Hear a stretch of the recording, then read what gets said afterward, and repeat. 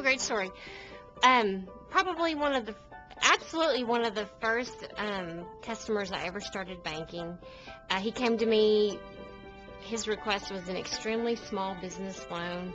It really wasn't, anything larger than a car loan, but it has grown over the 8 years that I've been here.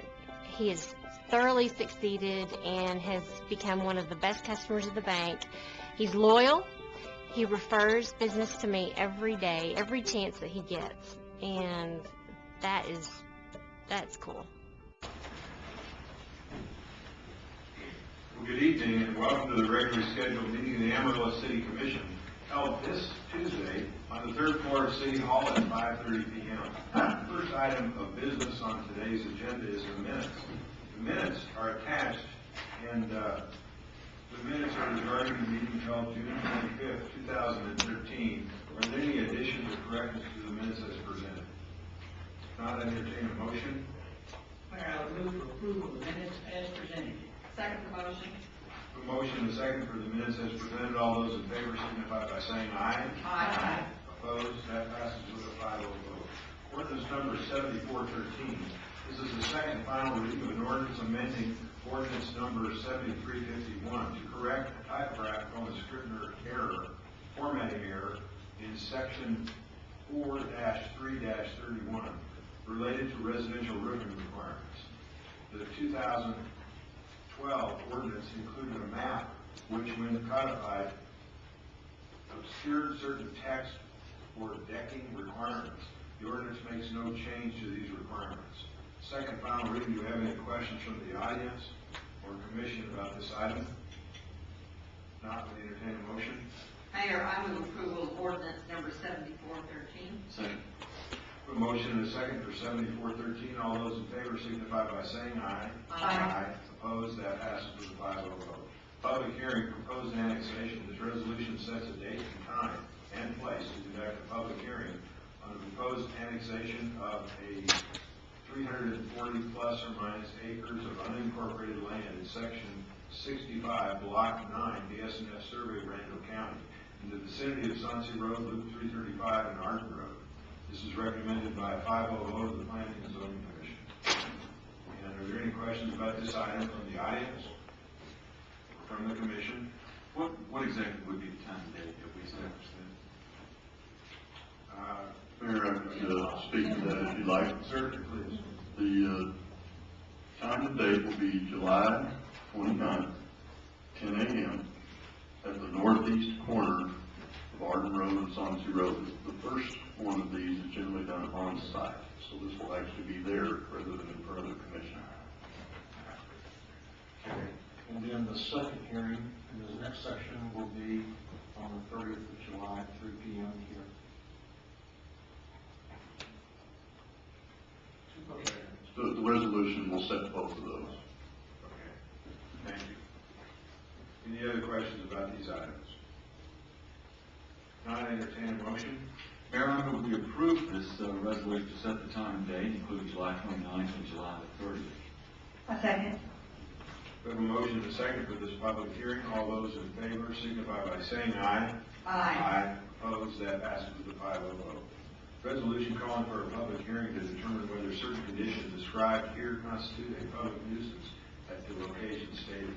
The resolution sets a date and time for a public hearing to determine if the property at 4810 Mountain Drive constitutes a public nuisance and thereby declare it as a dangerous structure, and if the property at 3816 Northeast 9th Avenue constitutes a public nuisance with solid waste accumulation. Do we have any questions about this from the audience or from the commission? Not entertain a motion. Mr. Mayor, I move that we approve the resolution calling for a public hearing for July 23rd at 3 o'clock right here in the commission chambers to determine whether or not the conditions at 4810 Mountain Drive and also 3816 Northeast 9th constitute a public nuisance. Second. A motion and a second. All those in favor signify by saying aye. Aye. Opposed? That passes with a 5-0 vote. Resolution, the Texas Department of Transportation. This resolution authorizes the city manager to enter into an agreement with the Texas Department of Transportation TxDOT for adjustments of the city utilities in the Phase 1 of Loop 335 expansion. The anticipated cost of Phase 1 water and sewer locations is estimated at $135,375, of which approximately 80% will be eligible for TxDOT reimbursement. Are there any questions about this item from the audience or from the commission? I'll entertain a motion. Mr. Mayor, I would move for approval of this resolution authorizing the city manager to enter into an agreement with the Texas Department of Transportation. I second the motion. We have a motion and a second for a resolution with the Texas Department of Transportation. All those in favor signify by saying aye. Aye. Opposed? That passes with a 5-0 vote. The consent agenda is recommended the following items be approved and that the city manager be authorized to execute all documents necessary for each transaction. First item is the award of asbestos abatement contract for Rana Buildings. B is the award of site lighting improvements at City View Park. C is the approval of Hollywood Road Plant Land Lease Agreement. D is the approval of Junior League of Amarillo Volunteer Agreement. E is the approval of the purchase of property. Are there any items that need to be removed for separate consideration by the commission? If not, are there any questions about these items from the audience or from the commission? I think it would be good to know, Mr. City Manager, about this Junior League approval. I think that's quite a great program. If you could tell us a little bit more about this so the public can learn about it. Certainly, Mayor, I'd be glad to. This is a continuation of a service the Junior League provided to Amarillo for several years now. Specifically, they will be providing volunteers to serve again throughout the summer out at our zoo. They will staff what are called the zoo fari, I may not say that correctly, but the zoo fari carts, as well as some of the interaction programs we have with the animals. 5 volunteers provide about 1,000 hours over the course of the summer, and in addition, they provide about $4,500 that goes to support these programs. Costs the city nothing and provides that many more opportunities for the folks who attend the zoo. Okay. It's a very valuable program for our city. If there's no other comments or questions about the consent agenda, I'd entertain a motion. Mayor, I move that we approve the consent agenda as presented. Second. A motion and a second for the consent agenda. All those in favor signify by saying aye. Aye. Opposed? That passes with a 5-0 vote. Presentation. We have the honor of presenting the Amarillo Police Department a recognition they'll receive under the Texas Law Enforcement Recognition Program from the Texas Police Chiefs Association. So I, at this time, will come forward, and we'd like everyone to come down and line up, and we're going to recognize our wonderful police department. Please come forward. Okay. Commissioner.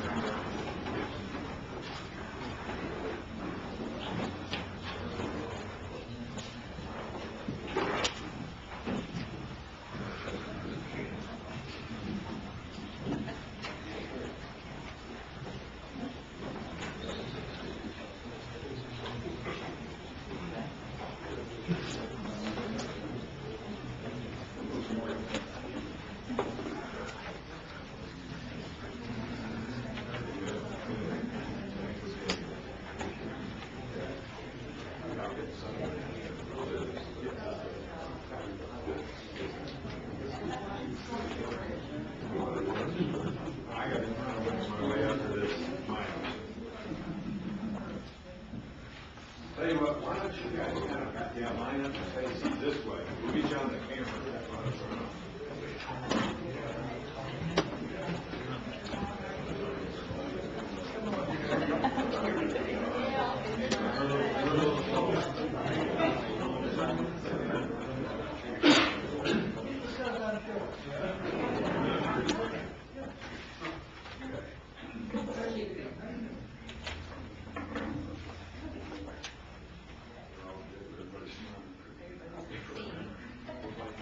We were expecting trouble today. No, we just don't let anybody behind these barriers anymore, but we figured they're okay, right? Everybody thinks that's okay. Okay, well, we're proud to have you all up here tonight. I'm honored tonight to present the Amarillo Police Department a certificate from the Texas Police Chiefs Association. This best practices recognition program for the second consecutive term. The Texas Police Chiefs Association is made up of over 1,000 professional police chiefs throughout the state, dedicated to improve the delivery of quality police service.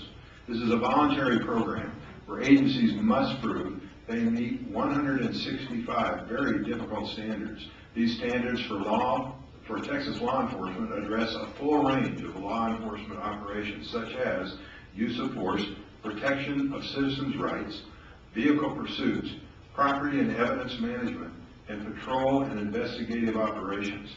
This program has become the new gold standard for professional law enforcement in Texas.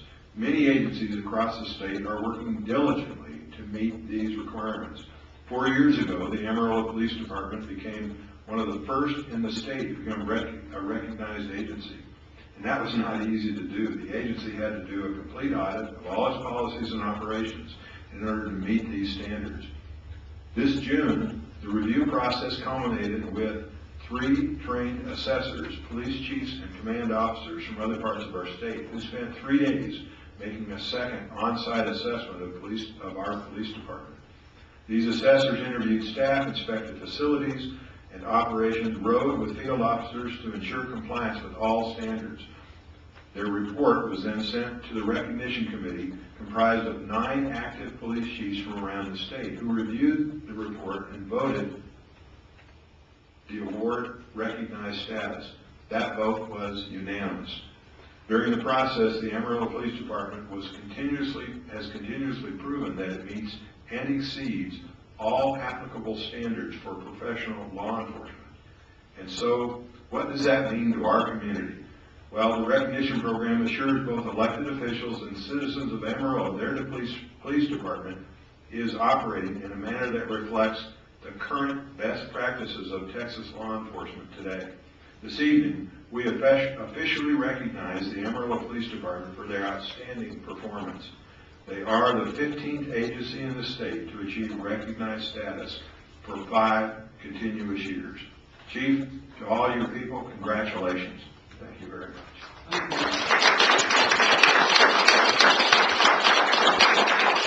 can tell you how proud I am of all our police department because they made this happen. I want to give some special thanks to Robert Gable. He's our program manager for the Best Practices program. He worked pretty tirelessly to get all of our rules and regulations in shape for the assessment, and we passed with no problems. Most of all, thanks to our officers. They made this happen. They are professional and they are the best, and I appreciate everything they do. They made me look real good. During the assessment, our assessors, city manager and the mayor, our assessors made some good comments about the cleanliness of the police building and the shape that it's in. And I think that speaks very well to Jerry Danforth and his guys.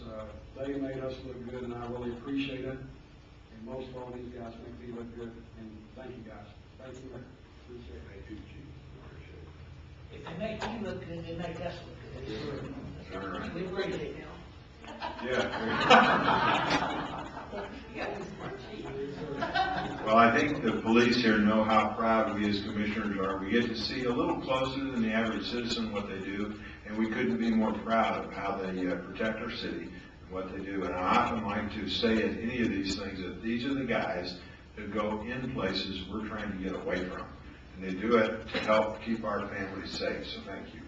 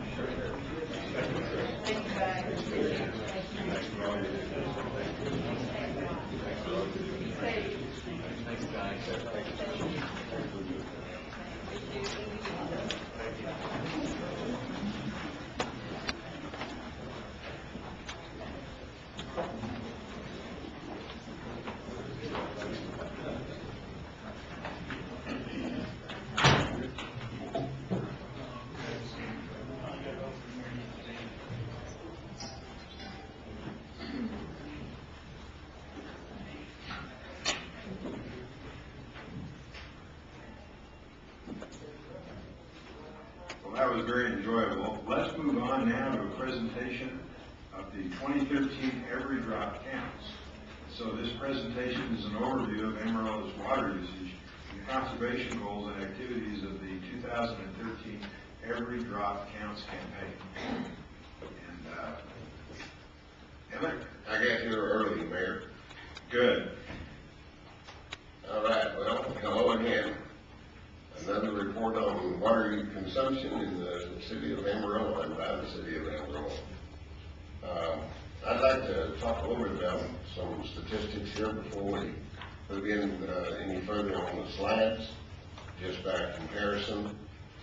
According to information that I got just a few minutes ago from National Weather Service, through June of this year, we have received 9.09 inches of rain, and I do not have an exact number for last year at the same time, but it was not that good, I can tell you that, because we wound up last year with a little over 12 inches, and of course in 2011 all the way down to 7 inches. For the month of June 2013, the water consumption was 1,783,300,000 gallons. That's for the month of June. The cumulative amount for the year, I have not put that number together, but it's around 8.5 to 9 billion gallons to date. Last year at this same time, we had used 1.878 billion, which is 95.61 million more than we have used this year. In other words, we've seen a 5% improvement versus the same time last year for the year to date, a 5% improvement. And a lot of that came just because of the month of June. The average day during June this year, and if you have a question, feel free to ask, and I'll let Jared answer it for me. The average usage, average day for the month of June this year was 59.44, which is certainly less than the 65 or so that we normally see. So with the help of our citizens and with the help of a little bit of relief from temperature, not a whole lot, and a little bit more rain this year, we're glad to see that number go down below 60 million gallons per day. I was a little surprised by that number, and I thought, well, how in the world did that happen? Because I know we went over 70 million, and we did on about 4 different occasions, all the way up to a maximum of 77.4 million. But when I look back early in the month, when it was quite cool and moist, our low for the month of June, which was the 18th of June, was 37.7 million gallons that day. And the maximum day, which was the 26th of June, was the 77.4 million gallons. So we had quite a wide spread of usage between the maximum and minimum days there. So, but I still feel good about the results. And if we may see the next slide. Okay, well, be sure when you do that right. I guess that's my message on that. Thank you. Okay, here's the chart, one of the charts that I know that you've been looking for. Once again, that red line up at the top is 2011, the infamous 2011. And the aqua colored line right below it is a 5-year average, including 2011. The brownish line below that is the 5-year average, not including 2011, which you can see it does make a difference. And the black line is the record for 2013 through the 30th of June. And it has dipped back down a little bit now towards the average without 2011 considered, which means that it's kind of fits the long-term average what we've seen so far this year. Hopefully we won't spike or make things look bad for the rest of the summer. And again, I want to express my appreciation to the citizens for helping make this happen. I know that temperature is in effect, I know that rainfall is in effect, and that brings me to the next slide. This one is a little busy, and from this distance, a little difficult to read, but I'm sure on your monitors, or if you have better glasses than I do, you can see some of those are trace amounts of rainfall, and some of them are measurable amounts of rainfall. We did get several events of rainfall during the month of June. None of them were really huge as far as that goes. But our temperature track also is lower. If you look in the middle of the graphs there, you'll see a period of time there, 7 days, 10 or 12 days with no rainfall. But you see variation in the temperature during that time, and it tracks to a very great degree with the amount of consumption that temperature does. So we have two major effects there. One is moisture, and the other one is just what the temperature does. Well, I'll go back to 2011 one more time, and I hope I don't bore you, but we broke records for temperature and for lack of rainfall that are far beyond anything that we've ever seen before, and that I hope we ever see again. 50 times over 100 degrees with a high temperature of 111, and I always like to tell people I was over by Oxford, England at the time, and I'm sorry I missed out on that, Mr. City Manager. I tried, but it's just hard.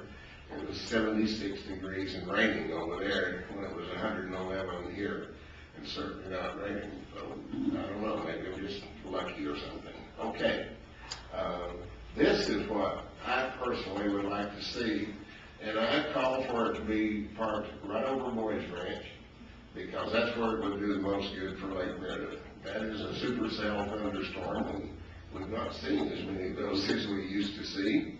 But when they're like that, they can dump a lot of water in a hurry. And I still miss Lake Meredith, and would like to see it fill back up, at least to a usable extent. Any questions, please?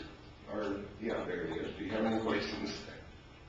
Well, I just think we're very fortunate that you keep bringing these updates. I was in Midland this weekend, and my relatives there, they get the water once a week for an hour. That's it. For 1 hour? Once a week. Hour.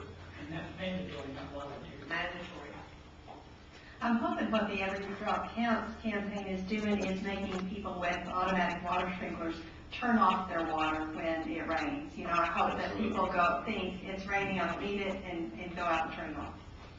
I recall a few days back we did have rainfall that it was over 1 inch, at least it was at my house, and I don't know about the rest of town, but I was able, because of that one rainfall, to turn my sprinkler system off for a full week.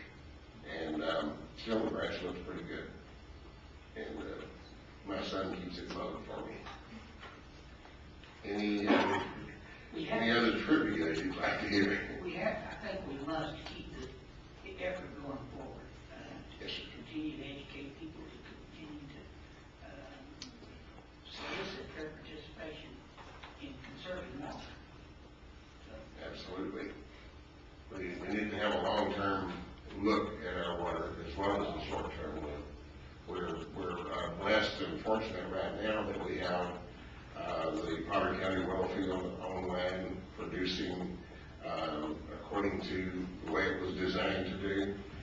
That makes a huge difference in our capacity for any one given day. But I still say, and I'll continue as long as you allow me to be a pain in somebody's side about conservation until it makes a difference. And I believe it already is making a difference. Any other questions? No. Mr. Stryker, thank you very much. Thank you. Appreciate it. Okay. Well, that concludes the regularly scheduled meeting of the Amarillo City Commission today. It's our customary at this time to allow citizens of the community with matters not on the agenda today pertaining to the city's policies, programs, or services to speak to the commission. And the floor is now open for such comments. If anybody would like to come forward. If not, we'll be adjourned. Thank you very much for being here today.